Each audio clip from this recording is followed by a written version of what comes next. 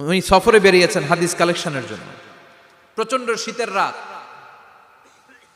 উনি মাগরিবের নামাজ, এশারের নামাজ পড়ে একটা মসজিদে শুয়ে পড়লেন, আর শুয়ে শুয়ে হাদিস পড়তেছেন। কি পড়তেছেন? কথা বলেন। আর মনে মনে ভাবলেন রাতটা মসজিদে কাটায় দেই, ফজরের নামাজ পড়ে আবার বেরোবো। কিন্তু দারোয়ান এসে বলে মসজিদে থাকতে পারবেন না, ওঠেন। দারোয়ান আছে না, কথা কন।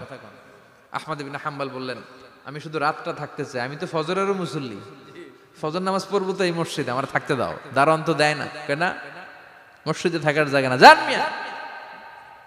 উনি যে আহমদ ইবনে হাম্বল এটা চিনে নাই, থাকতে দেয় না। কি করবে এখন? উনি কাঁথা গুছিয়ে হাদিসের কিতাব নিয়ে কাঁধের মধ্যে ব্যাগ নিয়ে মসজিদ থেকে বেরোয় গেলেন। কি আর করবেন, প্রচন্ড শীত, আর কাঁপতেছেন, বুড়ো মানুষ।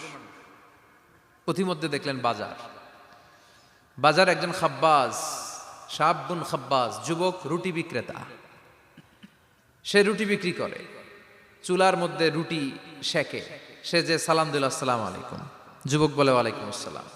আহমদ ইবনে হাম্বল বলে যুবক আমার যাওয়ার জায়গা নেই, সফরে বেরিয়েছি, খুব শীতে কষ্ট পাচ্ছি, রাতে যদি তোমার এই চুলা থেকে একটু আগুন পোহাই কোনো সমস্যা? যুবক বলে না না সমস্যা না, আহলান ওয়া সাহলান, খোশ আমদেদ, আসেন আসেন, আপনি আগুন পোহাইলে আমার সমস্যা কি?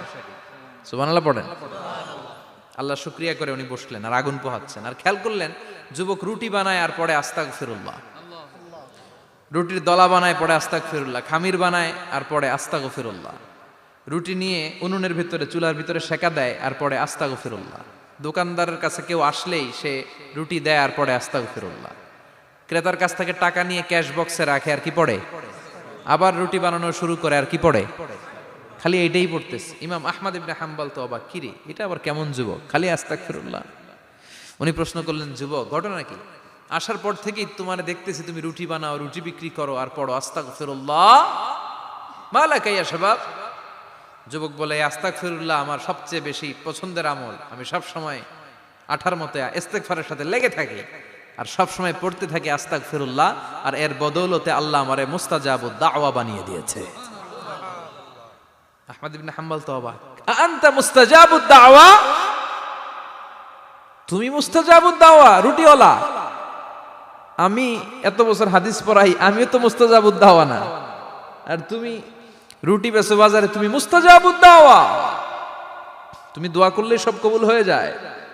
যুবক বলে না আনা মুস্তাজাবুদ দাওয়া, আমি আমার জীবনে যত দোয়া করেছি কবুল করে নিয়েছে কে? সব দোয়া কবুল করে নিয়েছে আল্লাহ, একটা দোয়া ছাড়া। কয়টা? আহমদ ইবনে হাম্বলের কৌতূহল, কিউরিসিটি আরো বেড়ে গেল। কি? সব দোয়া কবুল হয়েছে একটা দোয়া ছাড়া। মাযালিকা দুআ ইয়া শাব, কি সেই দোয়া?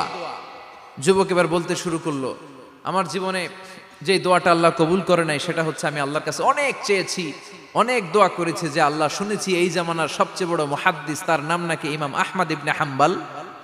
আল্লাহ তোমার কাছে আমার চাওয়া আমি যেন এই ইমাম আহমদ ইবনে হাম্বলরে দেখে মরতে পারি, আমি যেন ইমাম আহমদ ইবনে হাম্বলের হাতে হাত রেখে মুসাফা করতে পারি আর তার কপালে একটা চুমু এঁকে দিতে পারি। আহমদ ইবনে হাম্বল আবেগপ্রবণ হয়ে গেলেন, চোখের পানি ছেড়ে দিলেন, বললেন যুবক তোমার এই দোয়াটাও কবুল হয়ে গিয়েছে। আহমদ ইবনে হাম্বলের দেখা আর সাক্ষাৎ পাওয়ার জন্য আহমদ ইবনে হাম্বলের বাড়িতে তোমার যাওয়ার দরকার নাই, আহমদ ইবনে হাম্বল তোমার দরবারে ছুটে এসেছে।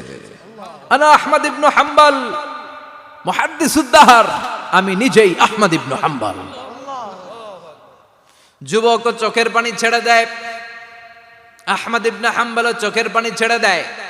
যুবক চিৎকার মেরে ইমাম আহমদ ইবনে হাম্বলকে জড়িয়ে ধরে, হাতে হাত রেখে মুসাফা করে, কপালের মধ্যে চুমু খায় আর আল্লাহর শুকরিয়া করে বলে ও ইমাম আসলে এই দোয়াটাও আল্লাহ আজকে কবুল করে নিল।